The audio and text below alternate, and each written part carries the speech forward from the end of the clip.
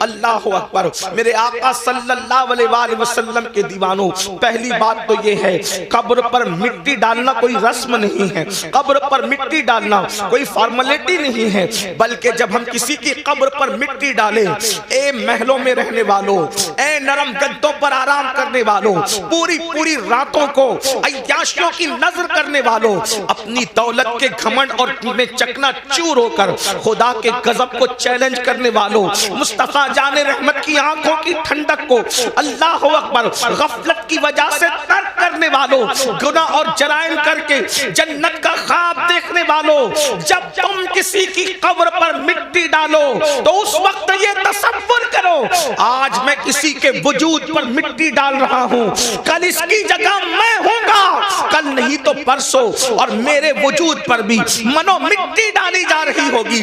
ذرا تصور تو کریں، جس کے وجود پر آپ مٹی ڈالتے ہیں حالانکہ وہ مسنون ہے، اس مومن کا حق ہے، لیکن کبھی ہمارے وجود پر بھی تو مٹی ہوگی۔ وجود پر ننھا سا کوئی دھبا اگر لگ جائے، چاہے پھول کا ہو، چاہے عطر کا ہو، چاہے تیل کا ہو، چاہے سالن کا ہو، کتنا بے چین ہو جاتے ہو۔ پاک دھبا جو ناپاک نہیں ہے وہ دامن پر لگنے سے کتنا بے چین ہوتے ہو کہ یہ دھبا لے کر جلسے میں کیسے جاؤں گا، کوئی صابن سے دھو رہا ہے، کوئی لیمن کا استعمال کر رہا ہے، لیکن اللہ اکبر وجود پر حلال چیزوں کے دھبے سے بے چین ہونے والوں، کبھی گناہ کے دھبے جو اس دل پر لگے ہیں اس سے بھی بے چین ہوئے ہیں، اس سے بھی بے قرار ہوئے ہیں، اس سے بھی مضطرب ہوئے ہیں۔ ممکن ہے کہ جلسوں میں، محفلوں میں، ولیمے کی محفل میں، شادی کی محفل میں، نکاح کی محفل میں یہ دھبا لے کر کے جاؤ تو انسان تمہارا مذاق اڑا سکتا ہے، لیکن دلوں پر کروڑوں جرائم کے دھبے لگا رکھا ہے۔ فرشتے اور اللہ کے نیک بندے دلوں سے نفرت کر رہے ہیں، خدا کلام نہیں فرمائے گا، خدا نگاہ رحمت نہیں فرمائے گا۔ اللہ اکبر کیا بنے گا اس وقت ہمارا؟ اللہ اللہ جب ہم پہلی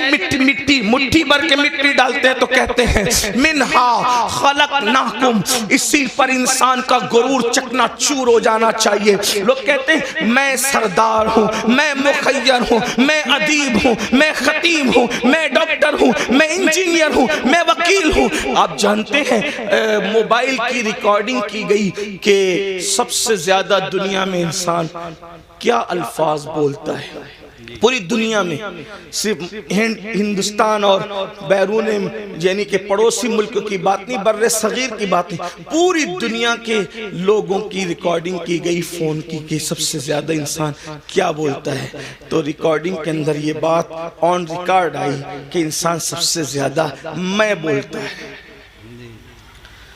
میں سے زیادہ وہ کوئی دوسرے الفاظ کا استعمال نہیں کرتا۔ اور یاد رکھنا جہاں انا ہے، اس لیے کہ میں کو عربی میں انا کہتے ہیں، جہاں انا ہے وہاں فنا ہے۔ جب تک انسان میں میں ہے، اگر وہ تہجد بھی پڑھے تو اللہ کی معرفت نصیب نہیں ہوتی۔ جب تک انسان میں میں ہے، اگر وہ قرآن بھی ایک دن میں پورا ختم کر لے اللہ کا عرفان نصیب نہیں ہوتا۔ اسی لیے صوفیہ پہلے میں نکالتے ہیں، جہاں میں ہے وہاں کچھ نہیں ہے۔ حضرت علامہ شرف الدین یحییٰ منیری رحمت اللہ تعالیٰ علیہ اپنی کتاب مکتوبات صدی دو صدی کے ایک مکتوب میں لکھتے ہیں اگر انسان تیرے دل میں ذرہ برابر بھی میں انا تکبر ہے، ذرہ برابر، تو اللہ تیری عبادت قبول نہیں کرے گا۔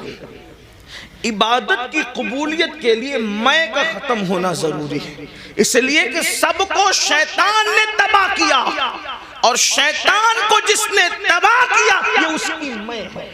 اس سے پتا چلا کہ شیطان سے بڑھ کر بھی کوئی اگر نقصان دہ چیز ہے تو اس کو میں کہتے ہیں، اس کو انا کہتے ہیں، اس کو گھمنڈ اور تکبر کہتے ہیں۔ قرآن کہتا ہے وَاسْتَكْبَرَ وَكَانَ مِنَ الْكَافِرِينَ، تکبر کیا اور کافروں میں سے ہو گیا۔ مسلمانوں اس لیے صرف عبادت پر توجہ نہ ہو، بلکہ جو عبادت غرور پیدا کر دے، گھمنڈ پیدا کر دے، اس سے اللہ کی پناہ نہ ہو۔ اللہ کی پناہ طلب کرو. یاد رکھنا اگر دامن میں توجہ کرنا، میں صوفیہ کی بات کر رہا ہوں، اللہ اکبر، اگر گناہ کر کے ندامت ہے اور عمل کر کے گھمنڈ ہے تو عمل کر کے گھمنڈ سے بہتر گناہ کی ندامت ہے. یہ بات اچھی طرح یاد رکھنا. آج بہت سارے لوگ، شاید وہ اہل سنت میں نہیں ہیں، اپنے عمل پر نازا ہے. دوسروں میں اور ہم میں فرق یہی ہے کہ وہ صرف عمل پر ناز کرتے ہیں اور ہم عمل کر کے عمل پر نہیں، جانے عمل محمد رسول اللہ کی نسبت پہ ناز کرتے ہیں. نعرہ تکبیر، نعرہ رسالت، اولاد غوث اعظم.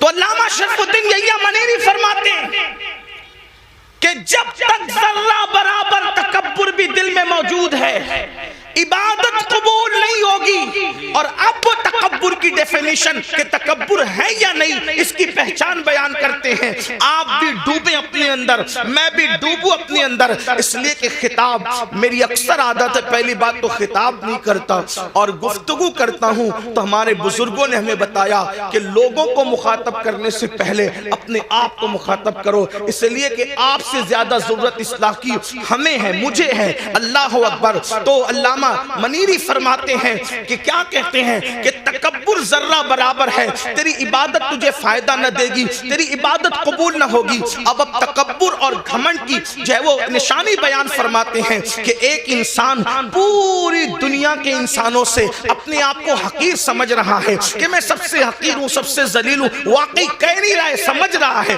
اس لیے کہ کہنا اور ہے، سمجھنا اور ہے. ہم بار بار کہتے ہیں میں سب سے زیادہ حقیر ہوں، لیکن کسی مقام پر اگر ہمیں بیٹھنے کو اچھی جگہ نہ ملے تو ناراض ہو کے محفل سے نکل جاتے ہیں. کیا ہمارے لیے جگہ بھی نہ تھی؟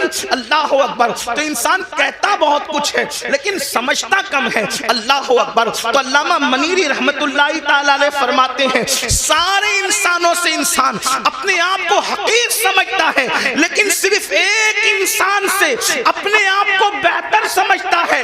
سب سے حقیر سمجھ کر ایک سے اپنے آپ کو بہتر سمجھا، مطلب ابھی بھی اس کے اندر گھمنڈ اور تکبر باقی ہے. اور جس میں تکبر باقی ہے اللہ اس کے عمل کو اس کے منہ پہ مارے گا، اللہ اس کے عمل کو قبول نہیں فرمائے گا. اپنے من میں ڈوب کر پاجا سراغ زندگی، تو اگر میرا نہیں بنتا نہ بن، اپنا تو بن. تو پہلی مٹھی بھر کر جب ہم کسی قبر پر مٹی ڈالتے ہیں تو کہتے ہیں منہا خلقناکم. اس کا مطلب کیا ہے؟ گھمنڈ والو، تکبر والو، چاہے حسن کا ہو، چاہے علم کا ہو، چاہے دولت کا ہو، چاہے نسب کا ہو، چاہے تقویٰ پرہیزگاری کا ہو، قرآن کہہ رہا ہے اسی مٹی سے تمہیں پیدا کیا گیا ہے.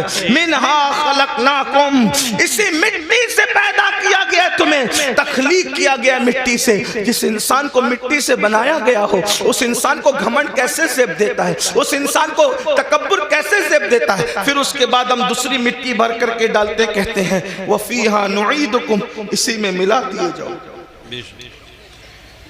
اٹھایا مٹی سے ملائیں گے مٹی، اور پھر وَمِنْهَا نُخْرِجُكُمْ تَارَةً أُخْرَى. تیسری مٹھی بھر کر جب ہم مٹی ڈالتے ہیں تو کہتے ہیں آیت کریمہ کو بطور دعا پڑھتے ہیں اور پھر اسی مٹی سے تمہیں اٹھایا جائے گا. اب آج میری گفتگو کا جو عنوان ہے ہم کیسے اٹھیں گے، یہ اس پر آپ کی توجہ. جانا تو سب نے قبر میں، ہر آدمی اپنے اپنے عمل کے مطابق جائے گا، جو جیسے جائے گا تیسے جائے گا. اٹھیں گے کیسے؟ تو ایک حدیث پاک بڑی طویل ہے، اس میں اللہ کے رسول صلی اللہ علیہ وآلہ وسلم سے پوچھا گیا کہ یا رسول اللہ صلی اللہ علیہ وآلہ وسلم ہمیں قبروں سے کیسے اٹھایا جائے گا اور کس حالت میں اٹھایا جائے گا؟ اللہ کے حبیب علیہ الصلوۃ والتسلیم سے جب پوچھا گیا کہ ہمیں کس طرح اٹھایا جائے گا اور ہم کیسے اٹھیں گے اپنی قبر سے، حضرت سیدنا معاذ ابن جبل رضی اللہ تبارک و تعالی عنہ کا سوال تھا. آپ نے سوال کیا آقا کیسے اٹھیں گے؟ تو اللہ کے حبیب علیہ السلام نے کہا اے معاذ تو نے بہت مشکل سوال کیا مجھ سے، سے اور اس کا جواب دینے سے پہلے توجہ کرنا، اس کا جواب دینے سے پہلے سید العالمین قائد المرسلین عالم ما کانا و ما یکون اتنا روئے کہ روتے روتے داڑھی بھی آنسوؤں سے تر ہو گئی اور حضور کے کپڑے بھی آنسوؤں سے تر ہو گئے۔ سوال کیا تھا؟ آقا قبروں سے ہم کیسے اٹھیں گے، کس حالت میں اٹھیں گے، کس شکل میں اٹھیں گے، کس انداز سے اٹھیں گے؟ تو اللہ کے حبیب علیہ السلام پر اس قبر سے اٹھنے کی کیفیت جب حضور کو یاد آئی کہ امت کیسے اٹھے گی، حضور اتنا روئے صلی اللہ علیہ وآلہ وسلم کہ آپ کی داڑھی آنسوؤں سے تر ہو گئی، کپڑے آنسوؤں سے تر ہو گئے، اور فرمایا تو نے مشکل سوال کیا اور پھر جواب دیا، اے معاذ جب میری امت قبر سے اٹھے گی تو وہ 12 صورتوں میں اٹھے گی، 12 شکلوں میں اٹھے گی، قبر سے اٹھنے والوں کی 12 پوزیشن ہوگی۔ اب یہاں توجہ کے ساتھ سنیں، حدیث مکمل ہوگی، بات بھی پوری ہو جائے گی۔ اب ان 12 میں ہم کس کے اندر ہے ذرا اس پر توجہ کرنا۔ میں نہیں کہوں گا کہ آپ کس میں ہیں، میں کس میں ہوں، یہ کس میں ہے، وہ کس میں ہے، نہیں، بہت ہو چکا میرے بھائیوں۔ میں کہتا ہوں تو سدھر، تم کہتے ہو تو سدھر، یہ تو اور تو کے اندر معاملہ خراب ہے۔ ہمیں یہ سوچنا ہے کہ میں نے سنورنا ہے، میری قبر کے اندر میں نے اکیلے جانا ہے، اپنی قبر سے میں نے اٹھنا ہے۔ میرے بھائیوں یہاں ساری چیٹنگیں چل جائے گی، ریاکاریاں چل جائے گی، مکاریاں چل جائے گی، سب چل جائے گا، لیکن وہاں کچھ نہیں چلے گا، سب معاملہ وہاں پیور ہے۔ اللہ اکبر۔ اب میرے اور تمہارے نبی غیب دا نبی صلی اللہ علیہ وآلہ وسلم قیامت کا منظر پیش کر رہے ہیں۔ قبروں سے اٹھنا تو ہے نا بھائیوں، قبروں میں جانے پر بھی یقین ہے، قبر سے اٹھنے پر بھی یقین ہے۔ اب میرے اور تمہارے سچے نبی سید العالمین غیب دا نبی صلی اللہ علیہ وآلہ وسلم فرماتے ہیں 12 قسم کے لوگ ہوں گے قبر سے اٹھنے والے، یعنی 12 پوزیشن میں لوگ اٹھیں گے، 12 انداز میں لوگ اٹھیں گے۔ اب میرے آقا علیہ السلام پہلے شخص کے بارے میں فرماتے ہیں، اللہ حضرت سیدنا معاذ بن جبل رضی اللہ تعالی نے عرض کیا حضور بتائیں نا کہ کیسے کیسے لوگ اٹھیں گے؟ تو اللہ کے حبیب صلی اللہ علیہ وآلہ وسلم ارشاد فرماتے ہیں ایک ٹولہ قبر سے اٹھے گا، یعنی پہلا گروپ قبر سے نکلے گا، قبروں سے جو پہلا ٹولہ اور گروپ نکلے گا، آقا ارشاد فرماتے ہیں نہ ان کے ہاتھ ہوں گے نہ ان کے پیر ہوں گے، یعنی قبر سے نکلتے وقت، یعنی قبر میں جب دفن ہوں گے تو ان کا پورا وجود صحیح سلامت ہوگا، لیکن جب وہ اپنی قبروں سے اٹھیں گے تو ان کے ہاتھ بھی کٹے ہوئے ہوں گے، ان کے پیر بھی کٹے ہوئے ہوں گے۔ اللہ اکبر۔ اس حالت میں وہ دنیا سے جب گئے تھے تو اچھے بھلے، لیکن قبر سے نکلیں گے تو ہاتھ نہیں پیر نہیں، ہاتھ اور پیر دونوں کٹے ہوئے، اور اس وقت غیب سے ندا آئے گی اے لوگوں یہ ٹولہ جو قبر سے ہاتھ اور پیر کٹا ہوا نکلا ہے، جانتے ہو کس جرم کی وجہ سے ان کے ہاتھ اور پیر کاٹ دیے گئے؟ اللہ اکبر۔ تو لوگ پوچھیں گے کس وجہ سے؟ تو کہاں جائے گا؟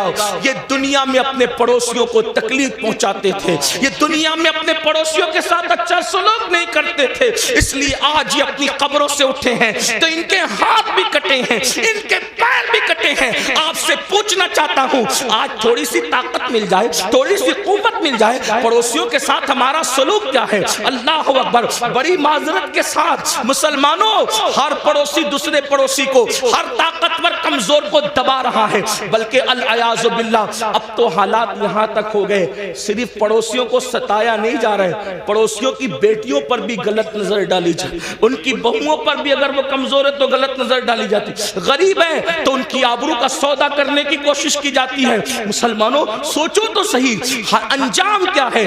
یہ دنیا ہے، دنیا میں کوئی روکے نہ روکے، کوئی ٹوکے نہ ٹوکے، کوئی جو چاہے جس طرح چاہے کر لے، مگر قبر ہے، آخرت ہے۔ ذرا سوچو تو صحیح، دنیا میں جس کے ہاتھ نہیں اس کا انجام کیا، دنیا میں جس کے پیر نہیں اس کی حالت کیا، لیکن آخرت میں جو اللہ اکبر لنگڑا اور لولا کر دیا جائے، کس بنیاد پر؟ پڑوسیوں کو ستانے کی بنیاد پر۔ آئیے میں طول نہ دیتے ہوئے صرف ایک دو روایت اس سلسلے میں آپ کی خدمت میں پیش کروں۔ جانتے ہیں اللہ کے رسول علیہ السلام فرماتے ہیں کہ جبریل نے میرے پاس آ کر پڑوسیوں کے بارے میں ایسی باتیں کرنا شروع کی کہ مجھے اندیشہ ہوا کہ کہیں پڑوسیوں کو وراثت میں حقدار نہ کر دیا جائے، پڑوسیوں کو جو ہے انسان کے مال میں شریک نہ کر دیا جائے۔ آقا علیہ السلام ارشاد فرماتے ہیں کہ کوئی بندہ پیٹ بھر کر کے کھانا کھا کے سو جائے اور اس کا پڑوسی بھوکا ہو، آقا فرماتے ہیں وہ کامل مومن نہیں ہو سکتا. یہاں تک آقا فرماتے ہیں کہ پڑوسی کا حق یہ ہے جب تم اچھا کھانا بناؤ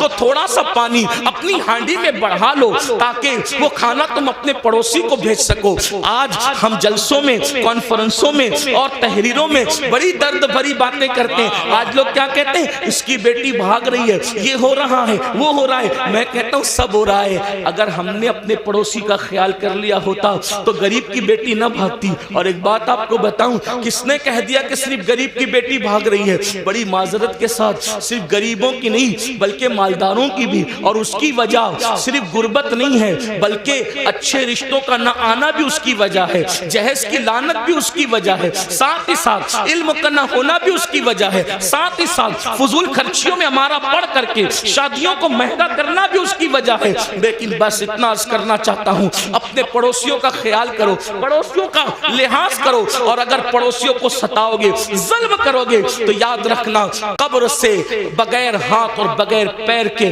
اٹھنے کے لیے تیار ہو جاؤ. اسی پہ بس نہیں، آقا فرماتے ہیں وہ لنگڑے بھی اٹھیں گے، لولے بھی اٹھیں گے اور ان کو منہ کے بل گھسیٹتے ہوئے جہنم میں لے جایا جائے گا کہ تم نے پڑوسیوں پہ ظلم کیا تھا.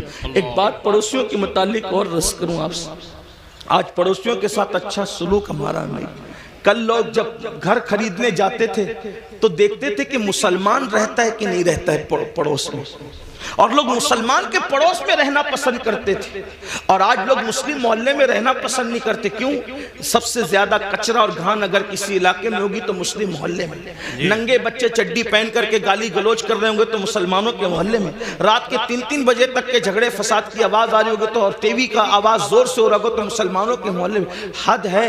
جس مذہب نے ڈسپلین سکھایا، آج اس مذہب کے ماننے والے ڈسپلین سے دور ہے اور دوسروں نے ہم سے سیکھ لیا اور ہم کورے ہو گئے.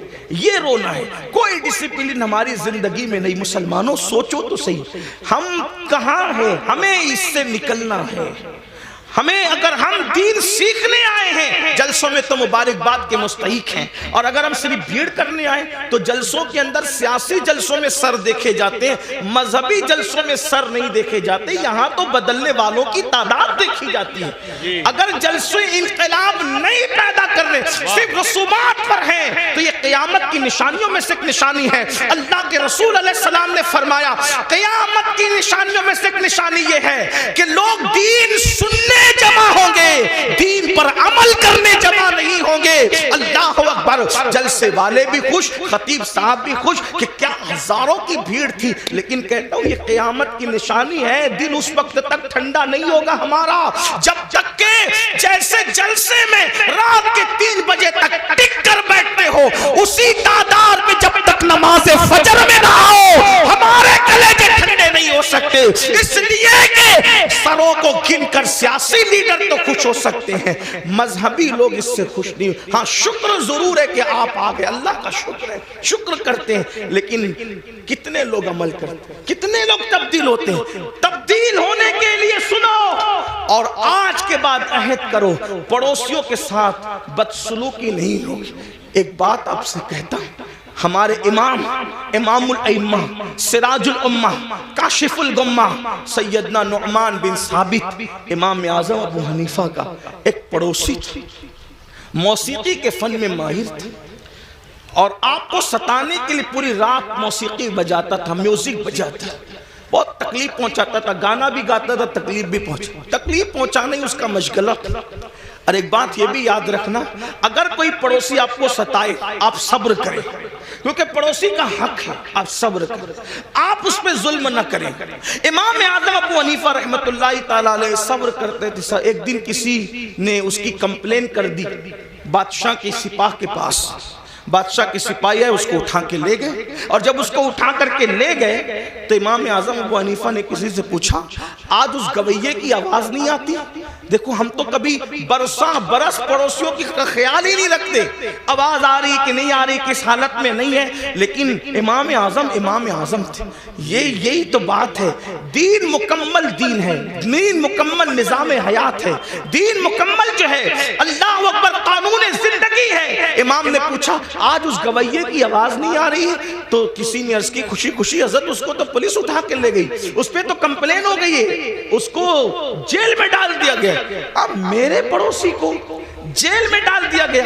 آپ اسی وقت تشریف لے گئے اور جانے کے بعد آپ نے فرمایا کہ میرا پڑوسی ہے, اس کو جیل میں کیوں ڈالا گیا؟ تو کہا آپ کو ستاتا تھا, گاتا تھا, میوزک بجاتا تھا, موسیقی بجاتا تھا, اس لیے یہ حال کیا گیا. فرمایا کوئی بات نہیں, اس کا میرا مسئلہ ہے, لیکن میں تو اس کو لے جاؤں گا. اور امام اعظم اپنے سورس سے, اپنی سفارش سے اس کو چھڑا کر لائے. رستے میں اس نے کہا میں تو آپ کو ستانے کے لیے کرتا تھا, آپ نے مجھے کیوں چھڑایا؟ فرمایا جو تو کرتا تھا وہ تیرا اپنا عمل ہے, مجھے پڑوسی کے ساتھ حسن سلوک کا حکم دیا گیا ہے, میں نے اس پر عمل کیا. قدم پکڑ کر کہتا ہے واللہ اگر کسی کو امام اعظم کہلانے کا حق ہے تو وہ ثابت کا بیٹا نعمان آپ ہی ہیں. نعرہ تکبیر, نعرہ رسالت. لوگوں کا طریقہ تھا ہم اپنے پڑوس کے ساتھ, آج تو پڑوس میں سگا بھائی بھی رہتا ہے, ہم اس کے ساتھ کیا سلوک کرتے ہیں؟ اچھا کھانا بناتے ہیں تو معاذ اللہ چھپا چھپا کر کے کھاتے ہیں, ایسا نہیں ہونا چاہیے. پھر میرے اور تمہارے آقا صلی اللہ علیہ وآلہ وسلم ارشاد فرماتے ہیں دوسرا گروہ, دوسرا گروہ, دوسرا قافلہ, دوسرا ٹولہ جب اپنی قبر سے نکلے گا تو اس کی شکل سور کی طرح اور خنزیر کی طرح ہوگی. خنزیر اور سور کی شکل میں وہ اپنی قبروں سے نکلیں گے. حالانکہ جب ان کو قبر میں رکھا گیا تھا تو ان کے چہرے اچھے بھلے تھے, لیکن اب وہ میدان محشر میں اٹھیں گے تو وہ سور کی شکل اور خنزیر کی شکل لے کر اٹھیں گے. صحابہ بے چین ہو گئے, تڑپ گئے, عرض کیا یا رسول اللہ صلی اللہ علیہ وآلہ وسلم, جو گروہ, جو ٹولہ, جو قافلہ قبروں سے سور اور خنزیر کی شکل میں اٹھے گا ان کا کیا قصور ہوگا؟ تو میرے آقا فرماتے ہیں ان کا قصور یہ ہوگا کہ وہ نمازوں میں سستی کرتے تھے, وہ نمازوں میں غفلت کرتے تھے. مسلمانوں ذرا سوچو تو صحیح, اپنے نبی کی ہر بات پر یقین ہے, ان باتوں کو کیوں بھول جاتے ہو؟ جس کے کہنے پر اللہ کو ایک مانا, جس کے کہنے پر قرآن کو اللہ کی کتاب مانا, جس کے کہنے پر دین اسلام کو حق مانا, اللہ اس رسول کا فرمان ہے بے نمازی, نماز میں سستی کرنے والا جب اپنی قبر سے اٹھے گا تو سور کی شکل میں اٹھے گا, خنزیر کی شکل میں اٹھے گا. اس پر زیادہ بات نہ کرتے ہوئے ایک روایت آپ کے سامنے پیش کروں, کھلے دلوں کے ساتھ اور کھلی آنکھوں کے ساتھ, کھلے کانوں کے ساتھ سننا. اپنے آپ پہ رحم کر لو, اپنے آپ پہ رحم کر لو.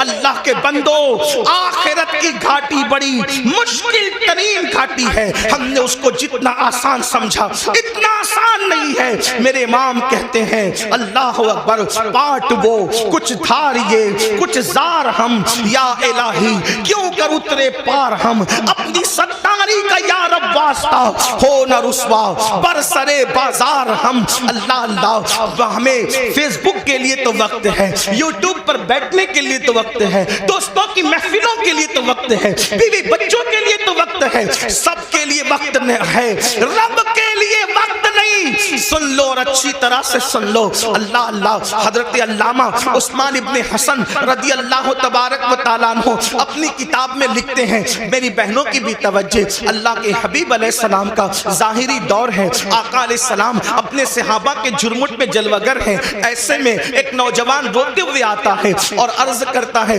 یا رسول اللہ صلی اللہ علیہ وآلہ وسلم, میرے ابو کا انتقال ہو گیا, میرے باپ کا انتقال ہو گیا. آقا میرا باپ مر چکا ہے, اس کا انتقال ہو چکا ہے, ہم دیہات کے لوگ ہیں, دیہات میں رہنے والے ہیں. آقا نہ اس کو کوئی غسل دینے والا ہے, نہ اس کو کوئی کفن پہنانے والا ہے. یا رسول اللہ صلی اللہ علیہ وآلہ وسلم, اس لیے میں رو رہا ہوں. میرے آقا نے فرمایا اے ابو بکر اٹھو, اے عمر اٹھو, اور دونوں جاؤ اور جا کر کے اس کے دیہات میں پہنچو, اس کے گاؤں میں پہنچو, اس کو غسل بھی دو, اس کو کفن بھی پہناؤ. اللہ اکبر.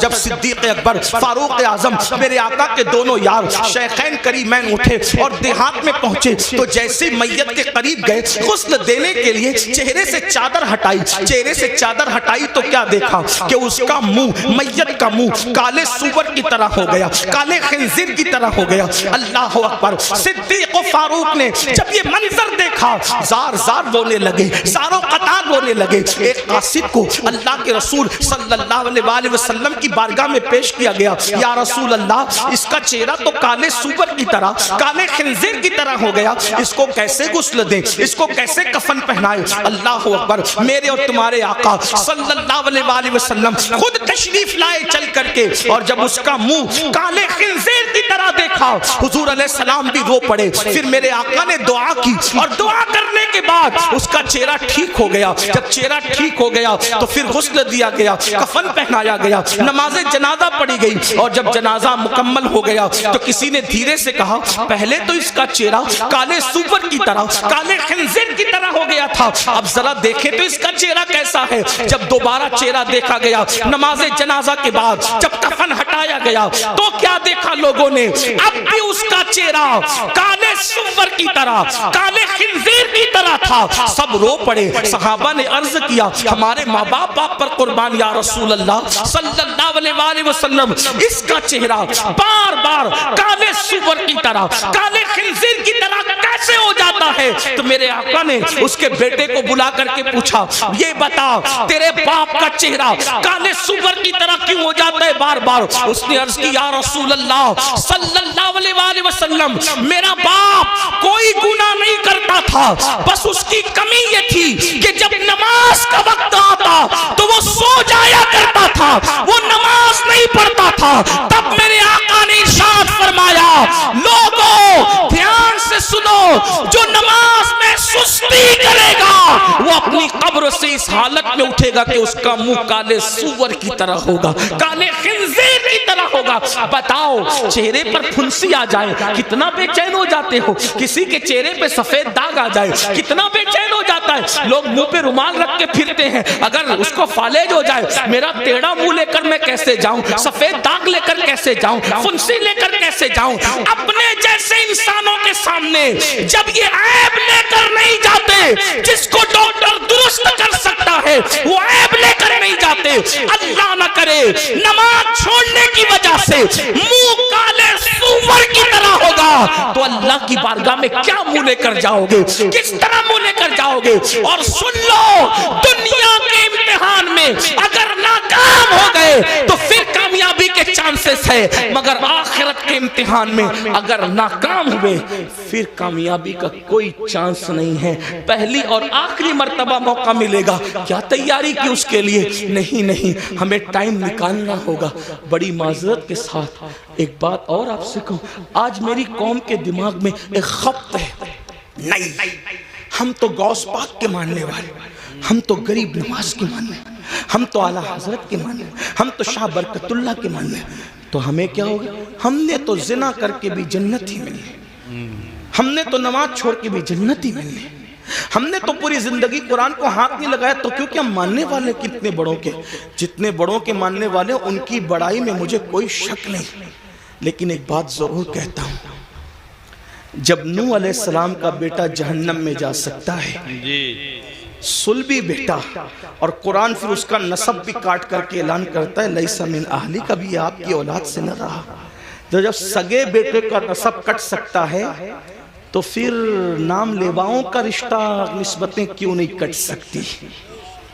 وہ شخص غوث پاک کا کیسے ہو سکتا ہے جو نماز نہیں پڑھتی؟ کیونکہ غوث پاک کہہ چکے کہ بے نمازی مرے تو اسے مسلمان کے قبرستان میں دفن مت کر. میں لوگوں کو کہتا ہوں, کچھ لوگوں کو برا بھی لگتا ہے, لیکن مجھے لوگوں کا خیال کم ہے.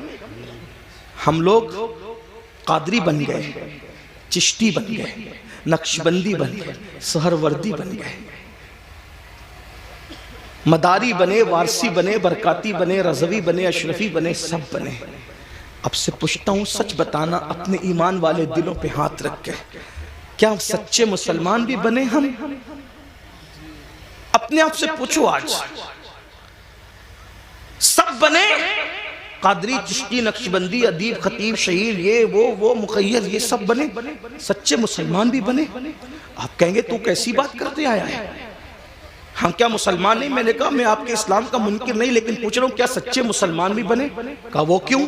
میں نے کہا اس لیے کہتا ہوں, اگر پیر ٹوپی دے دے, توجہ کریے, ٹوپی دے دے کتنا سنبھال کے رکھتے ہو. میرے پیر کی ٹوپی، میرے پیر کا ماما، میرے پیر کا کرتا، میرے پیر کا جبہ. کیوں؟ کس نے دیا؟ پیر نے تحفے میں دیا. اور پیار اس سے کتنا ہے کہ قبر میں بھی لے جاؤں گا. میں نے کہا تجھے سلام ہو، اچھا ہے، پیر سے بہت پیار کر، اللہ اس سے زیادہ تجھے برکت دے. لیکن اتنا ضرور تجھ سے پوچھوں گا، سلسلے کی محبت میں تجھے پیر سے اتنا پیار ہے کہ پیر کے دیے ہوئے تحفے کو تو نے سینے سے لگا کے رکھا. کیا تو نے اللہ کے دیے ہوئے تحفے کے ساتھ بھی یہی سلوک کیا؟ جو قدر تجھے پیر کے تحفے کا ہے، جو قدر تجھے استاد کے تحفے کا ہے، کیا اللہ کے تحفے کے ساتھ بھی تو نے ایسا ہی سلوک کیا؟ وہی قدر کی، وہی عزت کی، وہی سینے سے لگا کے رکھا؟ کہا اللہ کا تحفہ کیا ہے؟ میں نے کہا اس کو نماز کہتے ہیں. دیا اللہ نے، اور کن ہاتھوں سے بھیجا؟ کن ہاتھوں سے بھیجا؟ سید المعصومین محمد الرسول اللہ کے ہاتھوں سے بھیجا. جس قوم کو پیر کے تحفے کی قدر ہو اور اللہ کے تحفے کی کوئی قدر نہ ہو، تو پھر وہ قوم سچی مومن کیسے ہو سکتی؟ کامل مومن کیسے ہو سکتی ہے؟ غور کیجئے، دھیان دیجئے اور سن لو. کسی اور کی نگاہ میں مسلمان بننے والا جنت میں نہیں جائے گا. جنت میں اسی نے جانا ہے جو خدا و رسول کی نظر میں مسلمان ہے.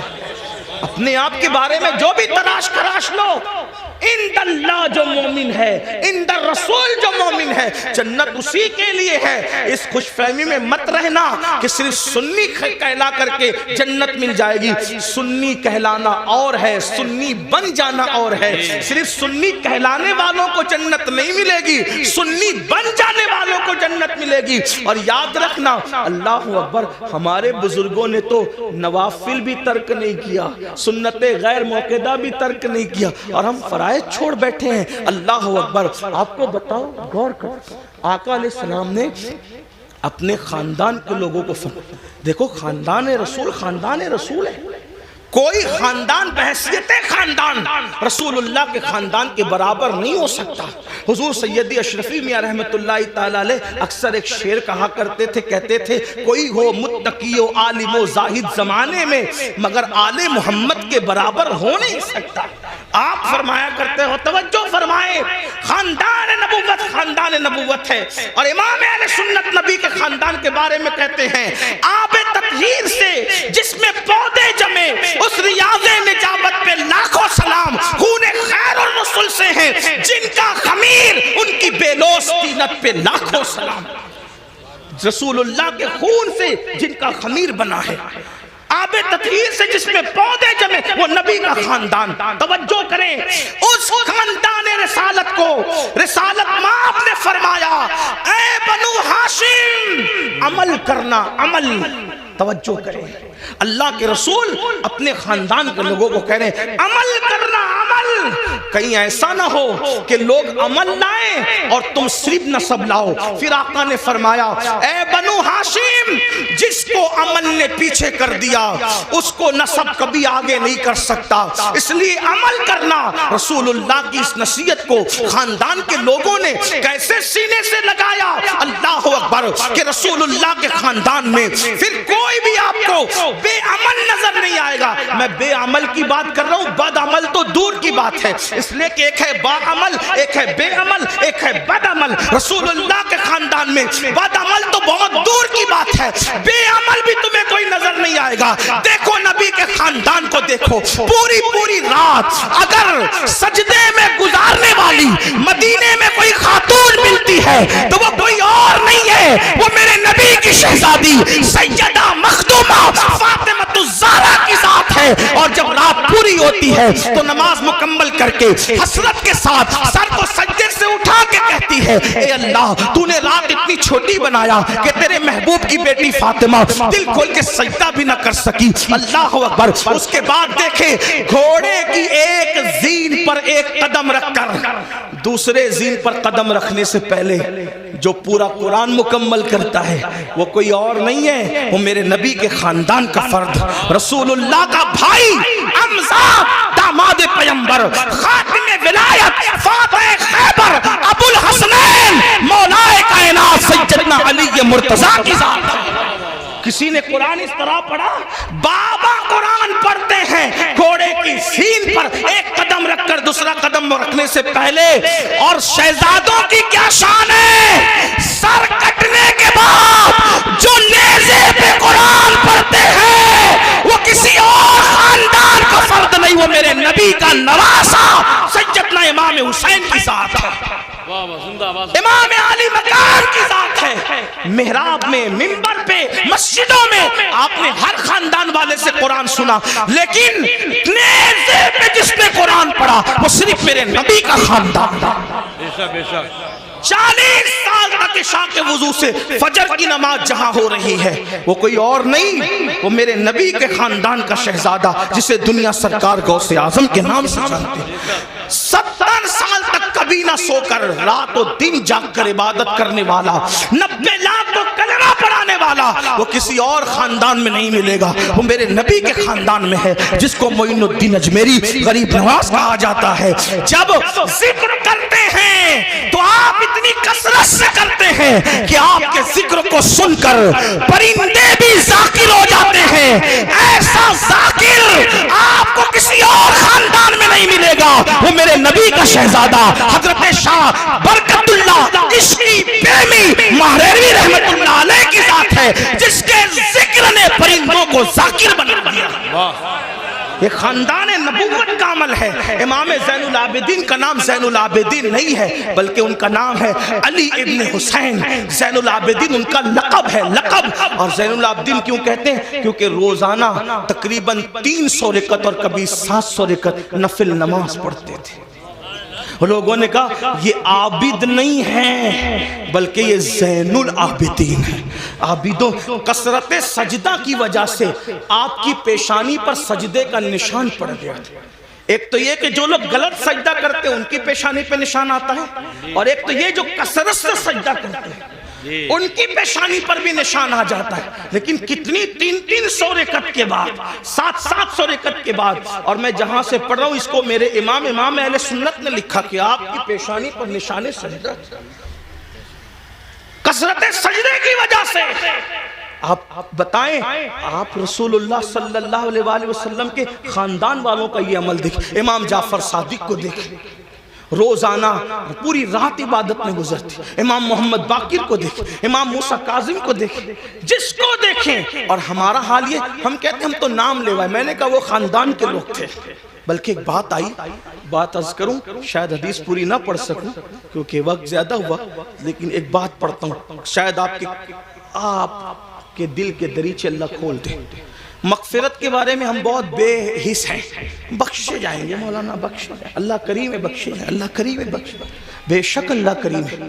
علامہ نقی علی خان امام المتکلمین لکھتے ہیں اپنی کتاب میں، اللہ کو کریم جان کر گناہ پہ گناہ کر رہا ہے نا، کہ اللہ کریم بخش دے گا۔ فرماتے ہیں اللہ کو کریم جان کر گناہ کرنے والے اللہ کو قادر جان کر تو زہر کیوں نہیں کھاتا؟ جب وہ کریم ہے گناہوں پہ بخش دے گا تو قادر بھی تو ہے، زہر کھانے پہ زندگی بھی دے سکتا ہے، لیکن اللہ کو قادر جان کر تو نے کبھی زہر نہیں کھایا اور اللہ کو کریم جان کر گناہ کر رہا ہے۔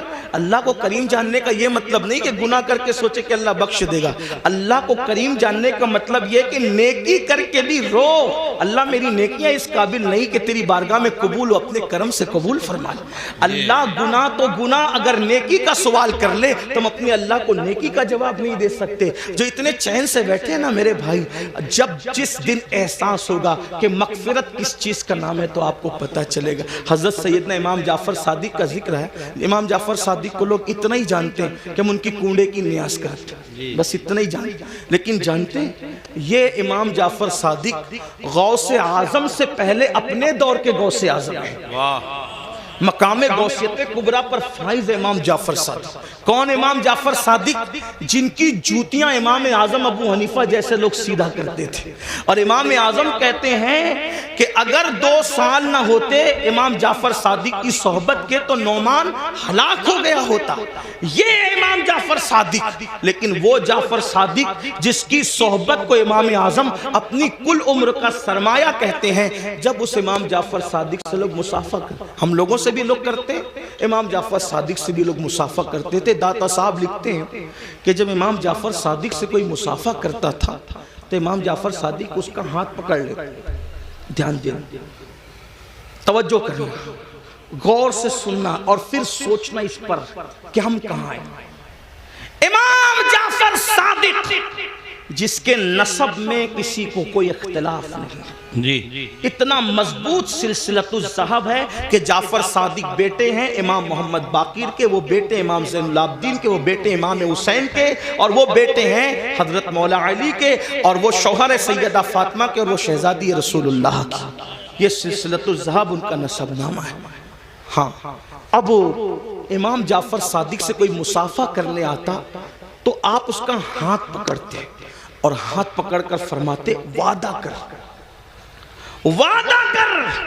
کہ اگر قیامت میں تیری بخشش ہو گئی تو اللہ کی بارگاہ میں میری سفارش کرنا کہ اللہ جعفر صادق کو بخش دے, اس کو معاف کر دے.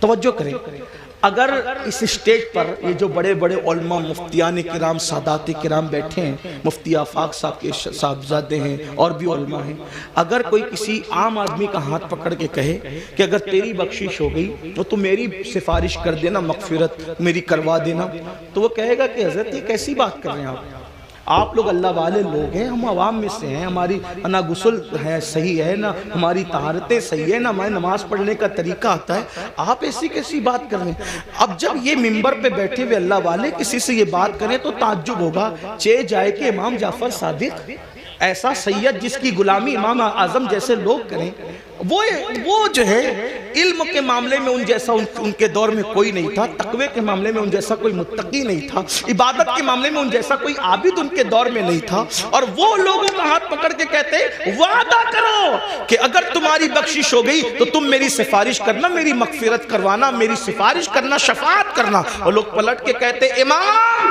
آپ تو سید ہیں, آپ تو سید آل رسول ہیں, ہم آپ کی کیا سفارش کریں گے, آپ کے نانا شفیع المذنبین ہیں. تو امام جعفر صادق روتے ہوئے جواب دیتے رونا تو یہی ہے کہ ہم سید ہیں. توجہ کریں, کہتے رونا تو یہی ہے کہ ہم سید ہیں, کیونکہ ہم اس بات سے ڈرتے ہیں کہ ہمارے نانا کو ہم منہ کیا دکھائیں گے, نانا کو منہ دکھانے کی ہمت نہیں ہے قیامت کے دن. یہ حال ہے ان کا جن کی سیادت پر, امامت پر, قیادت پر, تقوی پر, زہد پر پوری امت کا اتفاق ہے, وہ قیامت کے دن سے اتنے لرزہ بر اندام ہے. اور یہاں جنہیں غسل بھی نہیں آتا, وضو بھی نہیں آتا, جمعہ کی 2 رکعت پڑھ کے مسجد سے ایسے بھاگتے ہیں جیسے اسکول سے چھٹی ہونے پر اسکول کے بچے بھاگتے ہیں, یہ حالت ہے. اور اس کے بعد ہم جنت کے ٹھیکیدار بنے, مولانا ہم جنت میں نہ جائیں گے تو کون جائے گا. بڑی معذرت کے ساتھ وہاں پھر دیکھا جائے گا کہ کیا ہوگا, اور وہاں پچھتانے سے کام نہیں چلے گا.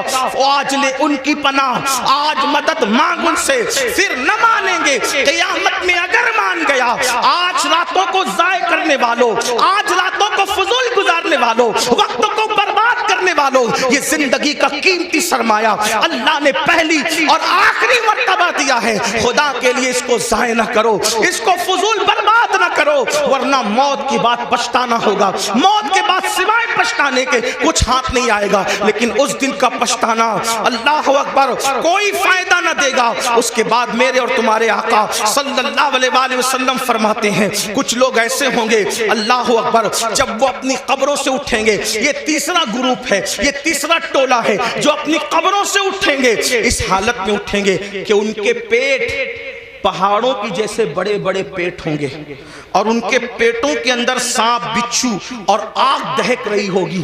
صحابہ نے پوچھا آقا وہ کون ہوں گے؟ سرکار علیہ السلام فرماتے ہیں یہ وہ لوگ ہوں گے جو دنیا میں زکوٰۃ ادا نہیں کرتے تھے, زکوٰۃ نہیں دیتے تھے, بڑے بڑے پہاڑوں کی طرح پیٹ لے کر کے اٹھیں گے. آج لوگ زکوٰۃ بھی نہیں دیتے پوری, اور پھر کوئی پیسہ لے کے بھاگ جاتا ہے, کوئی چوری کر لے جاتا ہے, مال ڈوب جاتا ہے, آگ لگ جاتی ہے, کہتے ہیں ہمارا نقصان ہو رہا ہے. یاد رکھنا جو پوری زکوٰۃ اللہ کے لیے نکال دے, میرے آقا فرماتے ہیں اس کا مال اللہ کے قلعے میں محفوظ ہو جاتا ہے, اس کے مال کی حفاظت ہو جاتی ہے. پھر چوتھے گروپ کے بارے میں میرے اور تمہارے آقا سچے نبی صلی اللہ علیہ وآلہ وسلم نے ने फरमाया कि जो चौथा ग्रुप कब्र से निकलेगा उसके मुंह से खून बह रहा होगा और खून लेकर के वो निकलेगा। साहबा ने पूछा आका जिनके मुंह से खून बह रहा होगा वो कौन लोग होंगे? आका इरशाद फरमाते हैं जो अपने वादों को तोड़ देते थे, वादा खिलाफी करते थे, वो उनके मुंह से खून बह रहा हो। आज मैं समझता हूं कि शायद वादा खिलाफी को गुनाह भी नहीं समझते लोग। देखें, हालांकि मेरे आका अलैहिस्सलाम ने फरमाया मोमिन और मुनाफिक में फर्क ये है कि मोमिन जब वादा करता है तो पूरा करता है और मुनाफिक वादा करता है उसको पूरा नहीं करता, तोड़ देता है। कितने वादे करते हैं, अल्लाह से वादा किया उसका ख्याल नहीं, पीर से वादा किया उसका ख्याल नहीं। आइए वादे की वफा के हवाले से एक हदीस सुने की रिवायत से। अल्लाह अकबर। अभी ऐलान नबूवत नहीं हुआ, ऐलान नबूवत से पहले अल्लाह के रसूल अलैहिस्सलातु व तस्लीम बाजार गए। बाजार जाने के बाद अल्लाह के हबीब अलैहिस्सलाम को एक शख्स ने कहा यहाँ रुको मैं अभी आता हूँ। उसने कहा रुको अभी आता हूँ और आका ने उससे वादा कर लिया ठीक है जब तक तुम नहीं आओगे मैं यहीं ठहरूंगा, यहीं रुकूंगा। और उसके बाद वो शख्स गया और जा करके भूल गया कि मैं किसी से वादा करके आया हूं या वादा लेकर आया हूं कि मैं अभी आता हूं। और उसने वादा कर लिया कि ठीक है तुम्हारे आने तक मैं रुकूंगा। फिर क्या हुआ, 3 दिन गुजर गए। 3 दिन के बाद जब वो शख्स आया तो अल्लाह के रसूल वहीं पर मौजूद थे। उसने पूछा आप यहाँ? फरमाया तुमसे मैंने वादा किया था कि जब तक तुम नहीं आओगे मैं यहीं रुका रहूंगा, इसीलिए मैं यहाँ रुका रहा। और फिर मेरे आका ने न उससे लड़ाई की, न झगड़ा किया, न उसको डांटा, बल्कि सिर्फ एक जुमला कहा, ऐ शख्स तूने मुझे मुशक्कत में मुब्तला कर दिया, तूने मुझे तकलीफ में मुब्तला कर दिया। ये ऐलान नबुव्वत से पहले का वादे का वफा करना था। जब मेरे आका ने नबुव्वत का ऐलान किया तो यही वाकया उस शख्स के ईमान लाने का सबब बन गया कि जो शख्स इंसान से किया हुआ वादा उसके साथ बेवफाई नहीं करता वो झूठा नहीं हो सकता, वो सच्चा है। तो जो वादे के खिलाफ करे, आज तो ये भी होता है कि किसी लड़की से प्यार की बात की, मोहब्बत की बात की, अफेयर की बात की, रिश्ते की बात की और फिर का तेरे साथ शादी करेंगे और फिर शादी के नाम पे उसका शबाब लूट लिया, उसके साथ ज़िना कर लिया, उसके साथ सारी रंगरेलियां मना ली, सारा खेल कूद कर लिया और उसके बाद का अब तेरे साथ शादी नहीं करेंगे क्योंकि तू इस काबिल नहीं है, तेरे अंदर ये ऐब है, ये ऐब है, ये ऐब है। याद रखना किसी पे जुल्म करने वालों अच्छी तरह याद रखना, पहली बात तो अफेयर करना जायज न था, पहली बात तो नाजायज ताल्लुकात करना जायज न थे, पहली बात तो किसी लड़की से दोस्ती करना जायज न थी और अगर की थी और वादा किया था अल्लाह अकबर तो ज़िना और उसके साथ तन्हाइयां जायज न थी। अल्लाह अकबर। अब उसका शबाब लूट कर उसमें ऐब निकाल कर उसको छोड़कर ऐसे भागते हो जैसे फूलों का रस चूस करके भौरा भाग जाता है, दोबारा उधर का रुख नहीं करता। तितलियां फूलों का रस चूस कर दोबारा उधर का रुख नहीं करती। किसी के शबाब से खिलवाड़ करके, किसी के हुस्न से खिलवाड़ करके, किसी की आबरू से खिलवाड़ करके फिर उसको छोड़कर नए शिकार की तलाश में जाने वालों, जानबूझ करके किसी की आबरू के साथ सौदा करने वालों, सुनो अल्लाह के हबीब अलैहिस्सलाम इरशाद फरमाते हैं, फकी अबुल्लाह समरकंदी अपनी किताब में लिखते हैं कि अगर किसी ने किसी चिड़िया से भी खेलकर उसकी जिंदगी को खत्म किया होगा, किसी ने किसी चिड़िया की जिंदगी से खेला होगा, ना खाने की हाजत थी, ना शरई कोई मामला था, सिर्फ अपने नफ्स के लिए चिड़िया से खेला और उसको मार डाला, खेलते खेलते उसकी जिंदगी को खत्म कर दिया। आका फरमाते हैं वो मरी हुई चिड़िया जिसकी जिंदगी से तुमने खिलवाड़ किया था, जब कयामत का दिन होगा तो अल्लाह की अदालत में फरियाद करेगी, मौला आज अदल का दिन है, आज इंसाफ का दिन है, मौला मुझे अदल चाहिए, इस शख्स ने मेरी जिंदगी से खिलवाड़ किया था। आका फरमाते हैं उस नन्ही सी चिड़िया की शिकायत बिजली की घन गरज की तरह होगी, जैसे बिजली कड़कती है वैसे नन्ही सी चिड़िया की आवाज में घन गरज होगी और जिसकी शिकायत चिड़िया कर रही होगी उसका हाल ये होगा वो पहाड़ों जैसी नेकियां लेकर आएगा। अल्लाह इरशाद फरमाएगा आज अदल का दिन है, आज इंसाफ का दिन है और फिर मेरा अल्लाह फरमाएगा जिसने चिड़िया की जिंदगी से खिलवाड़ किया आज उसकी नेकियां नहीं देखी जाएगी, इसको मुंह के बल घसीटते हुए जहन्नम में डाल दिया जाए। आपसे पूछना चाहता हूं, नफ्स के पुजारियों से पूछना चाहता हूं, नफसानी ख्वाहिशात में डूबे हुए इंसानों से पूछना پوچھنا چاہتا ہوں، اگر کسی چھٹاک بھر کی چڑیا کی زندگی سے کھیلا ہوگا تو پہاڑوں جیسی نیکیاں رد ہو جائے گی اور انسان جہنم کا ایندھن بنے گا۔ جس نے لڑکیوں کی زندگی سے کھیلا ہوگا، آبرو سے کھیلا ہوگا، اس کا انجام کیا ہوگا؟ اللہ کے بندو، یہ دنیا ہی سب کچھ نہیں ہے، یہ دنیا کی رنگریزیاں ہی سب کچھ نہیں ہے، یہ دنیا کے مزے اور مستی سب کچھ نہیں ہے، یہ دنیا کا عیش و آرام سب کچھ نہیں ہے۔ اس دن کے بارے میں ڈرو جس دن کے بارے میں قرآن کہتا ہے یوم یقوم الروح والملائکہ صفا لا یتکلمون الا من اذن۔ اس دن جبریل امین اور سارے فرشتے اللہ کی ہیبت سے کانپتے ہوں گے، کسی میں کلام کرنے کی جرات نہیں ہوگی۔ اس دن اپنا کیا ہوگا؟ جس دن انبیاء کی زبان پہ نفسی نفسی ہوگا، اس دن اپنا کیا حال ہوگا؟ اس لیے لوگ لڑکیوں کی زندگی سے تو کھیلتے ہیں، خود کی بیوی کا اگر سالن میں نمک زیادہ ہو جائے تو طلاق دے دے، مارے پیٹے۔ یاد رکھنا، اچھی طرح یاد رکھنا، یہ دنیا ہے، یہاں عیش کرنے، آرام کرنے، ظلم کرنے نہیں بھیجا۔ قرآن کہتا ہے الذی خلق الموت والحیات لیبلوکم ایکم احسن عملا، کہ اللہ نے زندگی اور موت کو اس لیے پیدا کیا کہ اللہ تمہیں آزمائے کون تھوڑی سی زندگی کو پا کر اچھا عمل کرتا ہے۔ اس کے بعد اب یہ آخری بات تذکر کروں گا، اس کے بعد بات پوری کر لیں گے، اس لیے کہ وہ 12 لوگوں کا ذکر کرنے جائیں گے تو شاید رات کے 3 بجیں گے، اور میری عادت ہے اس سے پہلے کہ لوگ ذکر الہی سے اکتا جائے ہمیں اپنی بات مکمل کرنی چاہیے، اور لوگ کہیں چپ ہو جاؤ اس سے پہلے ہمیں خود ہی چپ ہو جانا چاہیے۔ یہ آداب محفل بھی ہے اور یہ شرافت کی نشانی بھی ہے۔ تو میں اسی پہ بات پوری کروں گا، پھر کسی دن موقع ملا انشاءاللہ تو یا تو آج کل تو بیانات یوٹیوب پر آتے ہی رہتے ہیں، کسی بھی جگہ مکمل ہو جائے گی تو آپ تک پہنچی جائے گی انشاءاللہ۔ یہ 5ویں بات ہے، لیکن اس کو دھیان سے سنیں، اور یہ آخری بات ہے آج کی محفل۔ اللہ کے رسول علیہ السلام فرماتے ہیں 5واں ٹولہ جب قبر سے نکلے گا تو ان کے جسم سے مردار کی بدبو آئے، مردار کی بدبو، اور وہ مردار کی بدبو لے کر کے اپنے قبر سے اٹھیں گے۔ صحابہ نے پوچھا حضور وہ کون ہوں گے؟ آقا فرماتے وہ لوگ ہوں گے جو دنیا میں چھپ چھپ کر گناہ کرتے، تنہائی میں گناہ کرتے، پوشیدہ طور پہ گناہ کرتے، لوگوں کے سامنے نیکیاں اور تنہائی میں گناہ۔ ایسے لوگوں کے لیے اللہ فرماتا ہے جو لوگوں کے سامنے نیکی کر کے تنہائی میں گناہ کریں میں ان کے ساتھ اعلان جنگ کرتا ہوں۔ اور دوسری حدیث میں آتا ہے کہ حباء منصورہ کی تفسیر کرتے ہوئے اللہ کے رسول نے خود فرمایا، آقا فرماتے ہیں صحابہ نے پوچھا حضور یہ حباء منصورہ کا مطلب کیا ہے؟ کہ اللہ ان کی نیکیوں کو ذرے کی طرح بکھیر دے گا۔ تو آقا فرماتے ہیں جو تنہائیوں میں گناہ کرتے تھے اللہ ان کی نیکیوں کو ایسے بکھیر دے گا جیسے روزون کے ذرات ہوتے ہیں جو صرف دھوپ میں نظر آتے ہیں، اتنے باریک کر دے گا اللہ، یعنی اتنی بے وقت ہو جائے گی ان کی نیکیاں کہ اللہ تعالیٰ ان کے ذرے ذرے کر دے گا، ان کی نیکی کوئی کام کی نہیں ہوگی، اور اللہ پاک ان کی نیکیوں کو رد فرمائے گا۔ والعاقبۃ للمتقین، آخرت تو متقیوں کے لیے ہے۔ اس سلسلے میں حضرت زید ایک بات بیان کرتے ہیں، فرماتے ہیں میں قبرستان گیا، جب قبرستان پہنچا تو ایک درخت کو ٹیک لگا کر میں بیٹھ گیا، اس لیے کہ میں چاہتا تھا کہ قبروں کو دیکھ کر کے عبرت حاصل کروں۔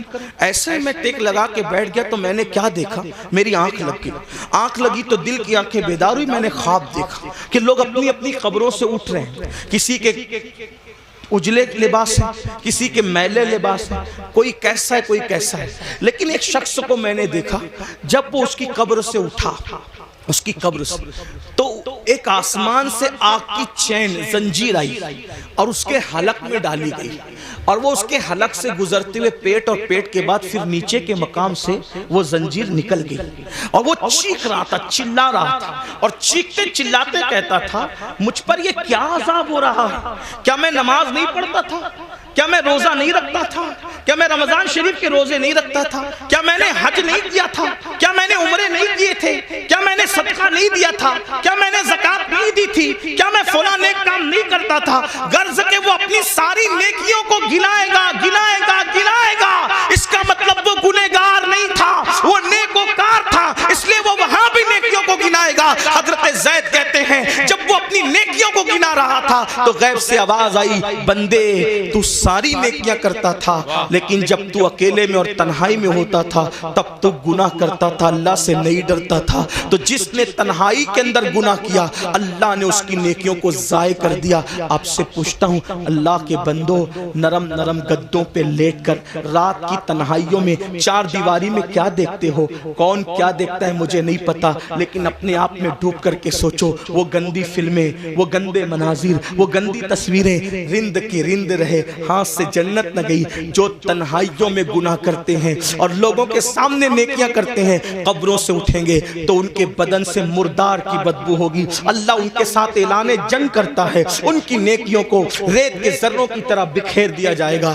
اپنے آپ پہ رحم کرو میرے بھائیوں، قیامت کے دن کون ہے اپنا سوائے مصطفیٰ جان رحمت کے؟ سب نے صف محشر میں للکار دیا ہم کو، اے بے کسوں کے آقا اب تیری دہائی ہے، ایک ہی سہارا ہے، اگر گناہ کر کر کے ان کا دل دکھا دیا، ان کو ناراض کر دیا تو بتاؤ اپنا کیا بنے گا؟ اللہ اکبر۔ میرے آقا مصطفیٰ جان رحمت صلی اللہ علیہ وآلہ وسلم کے دیوانوں سیدنا فاروق اعظم کہتے ہیں، لوگ چھوٹے اور بڑے گناہ کی بات کرتے ہیں، فاروق اعظم فرماتے ہیں میں تو اتنا سمجھتا ہوں گناہ کوئی بھی کرو رسول اللہ کے دل کو تکلیف پہنچتی ہے، حضور کا دل دکھتا ہے، کوئی گناہ کرو دل حضور کا دکھتا ہے۔ اب آپ کو سے پوچھتا ہوں، چہروں سے داڑیاں منڈا کر گٹروں میں پھینکتے ہو، فاروق اعظم کہہ رہے ہیں آقا کا دل دکھتا ہے، گندی فلمیں دیکھتے ہو، فاروق اعظم کہہ رہے ہیں آقا کا دل دکھتا ہے، کسی عورت پر بد نظری کرتے ہو آقا کا دل دکھتا ہے، مسجدوں کو ویران کرتے ہو آقا کا دل دکھتا ہے، نمازوں میں سستی کرتے ہو آقا کا دل دکھتا ہے، کسی مومن کو گالی دیتے ہو آقا کا دل دکھتا ہے۔ اتنا رسول اللہ کا دل قبر انور میں دکھاؤ گے اور اس کے بعد میدان محشر میں جب شفاعت کی بھیک لینے کے لیے ان کی بارگاہ میں پہنچو گے، اللہ نہ کرے اگر انہوں نے منہ پھیر لیا اور منہ پھیر کر کے یہ کہا او منافق جھوٹے، مجھ سے عشق کا دعویٰ کرتا تھا اور میرے دل کو چھلنی چھلنی کرتا تھا، میرے دل کو دکھاتا تھا، میرے دل کو تکلیف پہنچاتا تھا۔ بتاؤ بھائیو، جب سب نے للکار دیا ہوگا تو اسی آمنہ کے لال کا سہارا ہوگا، میرے آقا علیہ الصلوۃ والتسلیم کی شفاعت ہوگی۔ اگر وہ بھی منہ پھیر لیں، حالانکہ ان کے کرم سے ایسی امید نہیں ہے، لیکن ان کی مزاج کی نزاکت بے چین بھی کرتی ہے۔ حضرت جگر مراد آبادی نے کہا تھا کہ اس امت آسی سے نہ منہ پھیر خدایا، نازک ہے بہت غیرت سلطان مدینہ۔ میرے آقا کی غیرت بہت نازک ہے، کتنی نازک ہے اتنا اندازہ کر لے۔ ایک بار ام المومنین نے اپنے گھر کے دیواروں پہ پردے لٹکا دیے تو آقا علیہ السلام نے چہرہ پھیر کر کے یہ فرمایا کہ ہم دیواروں کو کپڑے نہیں پہناتے، محبوبہ محبوب رب العالمین اگر دیواروں پہ پردے لٹکا دے تو وہاں سے غیرت کی وجہ سے چہرہ پھیر لیا جاتا ہے۔ اتنے جرائم کر کے، اتنے بڑے مجرم بن کے حضور کے دربار میں کھڑے رہیں گے، اللہ اکبر۔ اگر ان کی غیرت کی نزاکت نے منہ پھیر لیا، کہاں جاؤ گے؟ کس کے پاس جاؤ گے؟ کس کے دروازے پہ دستک دو گے؟ اس لیے آج ان کو مناؤ، آج ان کو راضی کرو، آج ان کی بارگاہ میں معافی مانگو، ان کے وسیلے سے اللہ کی بارگاہ میں توبہ کرو تاکہ دنیا بھی سنور جائے، آخرت بھی سنور جائے۔ اللہ پاک کی بارگاہ میں دعا ہے کہ میرا اللہ سب سے پہلے مجھے اور آپ سب کو عمل کی توفیق عطا فرمائے۔ گفتگو کے درمیان اگر کوئی غلطی ہوئی اللہ تعالیٰ معاف فرمائے۔ استغفر اللہ ربی من کل ذنب واتوب الیہ وما علینا الا البلاغ۔ السلام علیکم ورحمۃ اللہ وبرکاتہ۔